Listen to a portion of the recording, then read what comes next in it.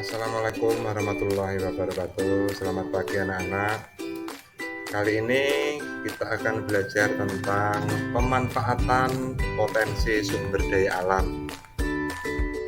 Anak-anak, tujuan pembelajaran kali ini adalah bahwa kalian nanti dapat menganalisis penyebab perubahan potensi sumber daya alam dan upaya pelestarian dan manfaat sumber daya alam yang dapat diperbarui dan yang tidak dapat diperbarui, serta mampu menyajikan hasil telaah potensi sumber daya alam Indonesia dan pemanfaatannya secara kreatif sesuai dengan profil belajar kalian.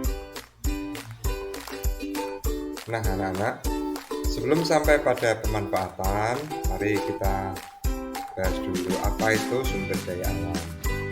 Sumber daya alam adalah segala sesuatu yang terdapat di permukaan bumi serta dapat dimanfaatkan oleh manusia untuk memenuhi kebutuhan hidupnya. Sumber daya alam berdasarkan kelestariannya dibagi menjadi dua, yaitu sumber daya alam yang dapat diperbarui dan sumber daya alam yang tidak dapat diperbarui. Di bawah ini adalah sumber daya alam yang dapat diperbarui. Contohnya, di situ ada tanah, ada air, ada hutan.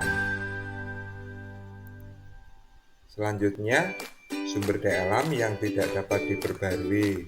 Contohnya, ada gas, minyak bumi, batu bara, dan lain-lain. Sumber daya alam yang dapat diperbarui adalah sumber daya alam yang secara terus-menerus dapat diperbarui oleh alam, sehingga tersedia dalam jumlah yang tidak terbatas dan tidak akan habis. Contohnya, sinar matahari, angin, air, panas bumi. Sedangkan sumber daya alam yang tidak dapat atau tidak bisa diperbarui adalah kekayaan alam yang jumlahnya terbatas dan pasti habis. Sumber daya alam yang tidak dapat diperbarui, unrenewable resources, adalah harus dimanfaatkan atau diolah dalam jangka waktu tertentu. Contohnya, minyak bumi, batu bara, dan gas alam, serta contoh-contoh yang lainnya. Nah, anak-anak, sekarang kita lihat potensi sumber daya alam yang ada di Indonesia.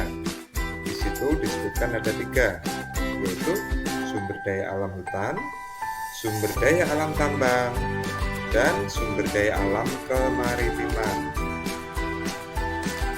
Kawasan hutan di Indonesia dapat diklasifikasikan menjadi 3, yaitu 1, hutan produksi, kemudian yang kedua hutan lindung, yang ketiga adalah hutan konversi.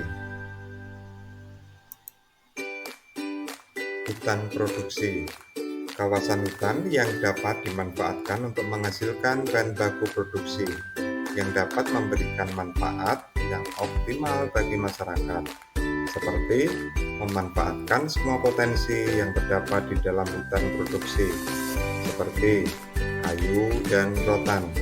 Pemanfaatan hutan produksi dapat dilakukan setelah penerbitan izin dari pemerintah, berdasarkan pada bentuk-bentuk pemanfaatannya.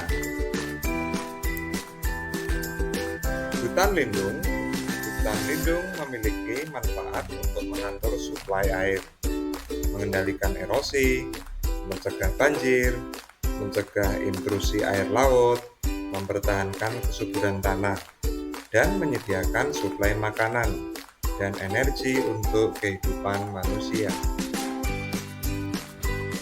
Selanjutnya ada hutan konversi. Hutan ini memiliki ciri khusus tertentu yang memiliki atau mempunyai fungsi pokok pengawetan keanekaragaman tumbuhan dan satwa serta ekosistemnya. Cakupan wilayah hutan konversi dapat di daratan maupun di perairan. Hutan konversi dibagi menjadi 2, yaitu kawasan suaka alam dan kawasan pelestarian alam. Kawasan Suaka Alam, di situ ada Cagar Alam dan Suaka Marga Satwa.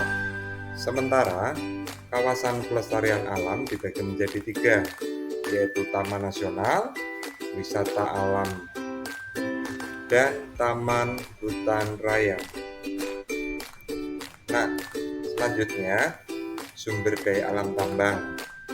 Bahan galian golongan A dan galian strategis untuk keamanan dan pertahanan negara, contohnya minyak bumi dan gas. Selanjutnya ada bahan galian golongan B atau bahan galian vital, yaitu untuk memenuhi hajat hidup orang banyak, contohnya ada perak, ada emas, dan tembaga.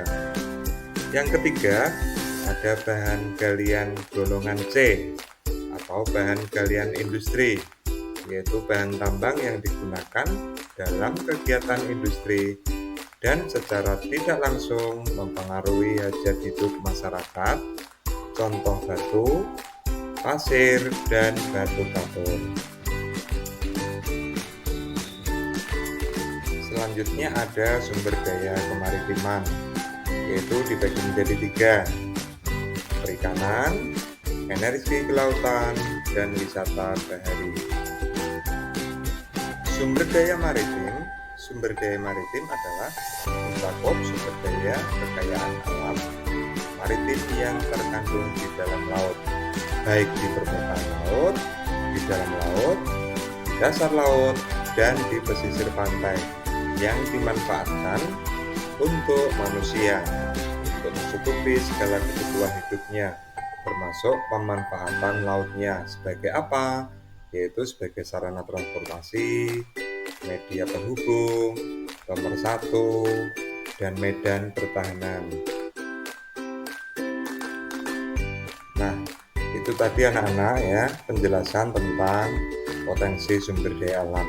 Semoga memberikan manfaat dan menambah wawasan kita tentang potensi alam yang ada di Indonesia.